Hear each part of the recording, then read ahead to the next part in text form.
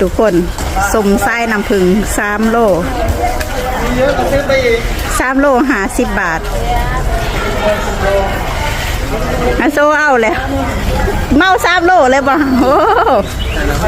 ทุกคนเขาเอากำไรมาแต่ใส่สมาขายถือแท้เบิ่งคนน่ะ